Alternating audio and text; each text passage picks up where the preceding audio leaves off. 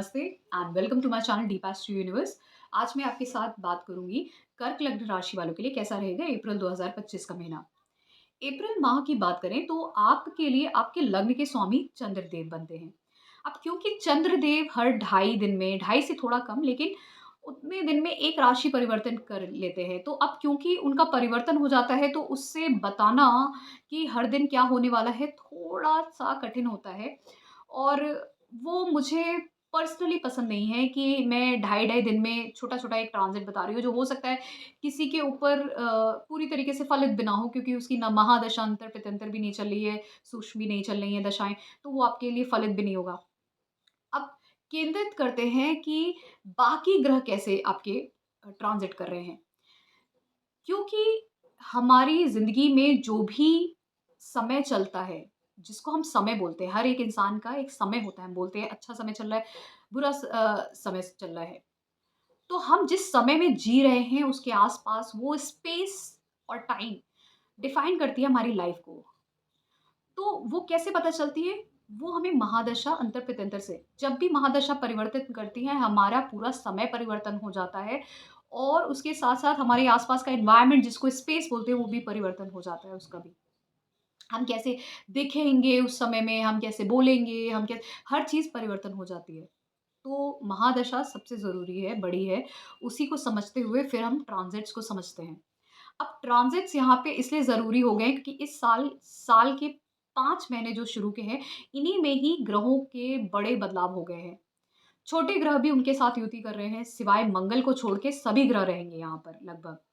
केतु और राहु को हमेशा एक ही समझना चाहिए। कभी-कभार क्या होता है, केतु का फल राहु दे रहा होता है, राहु का फल केतु दे रहा होता है। ये कभी 2 अलग ग्रह नहीं हैं, ये एक ही हैं। एक ही हैं, 180 डिग्री अपार्ट हैं। तो अगर आपको ऐसा लग रहा है कि राहु की महादशा चलती है तो केतु फल नहीं देता है, ऐसा नहीं होता है।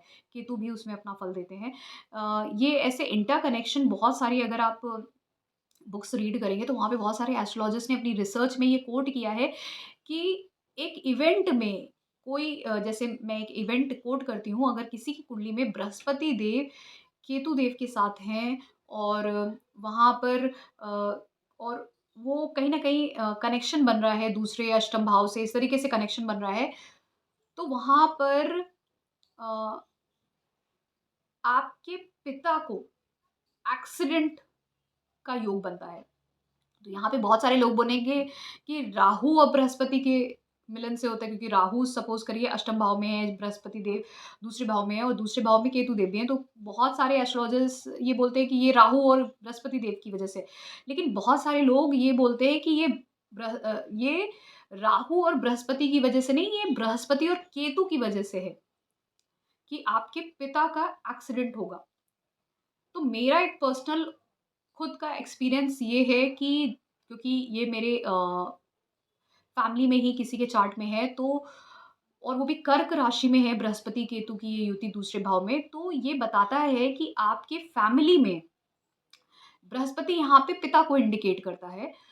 तो जब चंद्रमा की महादशा थी और इंडिकेशन भी केतु का ही आ रहा था कि केतु की अंतर या प्रत्यंतर कुछ था, तब वो पर्टिकुलर एक्सीडेंट मेरे फादर का हुआ था, तो ऐसा इंडिकेशन था। तो ये मेरी सिस्टर की चार्ट में है, तो वो एक एनालिसिस था। तो बहुत सारे जो एस्ट्रोलॉजर्स है उनका ये मत है कि वो बृहस्पति और केतु की वजह से, वो केतु इफ़ेक्ट दे रहा है। लेकिन बहुत सारे लोग इस चीज़ को मानते हैं कि वो बृहस्पति और राहु का है। ये इसलिए है कि ये कॉमन कोट है, बहुत सारी रिसर्च की गई है जहाँ पे ऐसा है, लेकिन मुझे ऐसा लगता है क्योंकि ये मैंने जब चार्ट देखा, तो ये मैंने पाया कि ये बृहस्पति केतु की वजह से है। भले ही अष्टम भाव में राहु है, बृहस्पति दूसरे भाव से कनेक्शन बन रहा है, मतलब आपस में कनेक्शन हो रहा है इनका, बृहस्पति और राहु का, लेकिन केतु भी है तो वो भी एक्सीडेंट करा देता है, तो इसका भी इंडिकेशन, मतलब उसकी एनर्जी वहाँ पे शिफ्ट हुई। तो अब जो रिज़ल्ट है वो केतु दे रहा है, राहु का रिज़ल्ट। तो इसी तरीके से कभी भी राहु-केतु को अलग नहीं मानना चाहिए। आपको पता नहीं है कि आपके लिए प्रेज़ेंटली दसम भाव का राहु रिज़ल्ट दे रहा है या चौथे भाव का केतु इस वक़्त रिज़ल्ट दे रहा है आपको, ठीक है? तो इसीलिए यहाँ पर इनको अलग ग्रह ना मान के आप इनको एक ही ग्रह मानिए। तो इसलिए यहाँ पर आपके मीन राशि में राहु देव, शुक्र देव, बुध देव, साथ में शनि देव, सूर्य देव रहेंगे। ये सारे ग्रह यहाँ पे नवम भाव में रहेंगे। अब नवम भाव में इतने सारे ग्रह हैं, ऊपर से मंगल देव नीच के होके लग्न में बैठेंगे। अब मंगल देव आपके लिए फंक्शनल बेनिफिक हैं, लग्न में रहेंगे, तो आपके कार्य क्षेत्र में उन्नति, आपको कोई नई जॉब लग सकती है या बिज़नेस शुरू कर सकते हैं कुछ नया। आपके चाइल्ड बर्थ का इंडिकेशन, कुछ नई एजुकेशन के लिए, टेक्निकल एजुकेशन के लिए जा सकते हैं, चाहे वो बैचलर्स हो, चाहे मास्टर्स हो, चाहे पीएचडी हो, फॉरेन कंट्री या दूसरे स्टेट तक जाने का भी इंडिकेशन है। आर-एन-डी का काम करना, एकेडमिक्स में जाना, इसके भी इंडिकेशन है। बहुत सारे लोग टेक्निकल कामों में जा सकते हैं इस समय में। यहाँ पर कुछ विवाद होगा आपके फादर के साथ या अथॉरिटीज़ के साथ, बॉसेस के साथ, गुरुज़ के साथ, उनके साथ आपका कुछ विवाद हो सकता है। यहाँ पर जो मीन राशि के जो लॉर्ड बनते हैं, वो बनते हैं बृहस्पति देव। अब वो वृषभ राशि में है, तो ये राजयोग तो बन रहा है, वो भी परिवर्तन राजयोग है। शुक्रदेव और बृहस्पति देव के बीच में, बृहस्पति देव इस वक़्त आपके 11वें भाव में है, तो आपकी इच्छाएँ पूर्ण हो रही हैं सारी। जो लोग कुछ सीखना चाह रहे थे, कोई स्किल सीखना चाह रहे थे, किसी भी तरीके की कोई स्किल थी, मैं ये नहीं बोल रही कोई जो कार्यक्षेत्र करते हैं या पढ़ते हैं सिर्फ़ वही स्किल सीखते हैं। घर पे रहने वाली एक हाउसवाइफ़ भी स्किल सीख सकती है। हो सकता है खाना बनाने का स्किल सीख ले, कोई कोर्स कर ले या कुछ और निटिंग का, या फिर आप कोई और स्किल सीखना चाहते हैं। स्किल किसी भी टाइप के हो सकते हैं। आप कुछ स्किल्स ज़रूर सीखोगे इस समय में। वो सर्टिफ़ाइड स्किल भी हो सकता है या नॉन सर्टिफ़ाइड स्किल भी हो सकता है। पर आप सीखोगे ज़रूर, मेहनत करोगे, प्रयास करोगे, कुछ नया शुरू करोगे इस समय में, या कार्य क्षेत्र में जॉब लगे या अपना खुद का बिज़नेस। शादी के इंडिकेशन है, चाइल्ड बर्थ के इंडिकेशन है, टेक्निकल एजुकेशन, मैनेजमेंट एजुकेशन करना, इस तरीके के कामों में भी आप जाओगे। ध्यान रखिएगा, गुस्सा आपका बहुत होगा, गुस्से पे कंट्रोल करने की ज़रूरत है, वरना यहाँ से मंगल देव की चौथी दृष्टि 4th हाउस पे है, चौथे भाव पे, तो यहाँ पे आपके घर में आपका लड़ाई-झगड़ा होना मदर के साथ, या अगर आप मैरिड हैं तो हाउसवाइफ़ के साथ, या फिर आप इवन ये भी हो सकता है कि आपका मन ऐसे ही विचलित है, क्योंकि आपने खुद अपने अपने गुस्से को बढ़ाकर अपने मन को परेशान कर रखा है।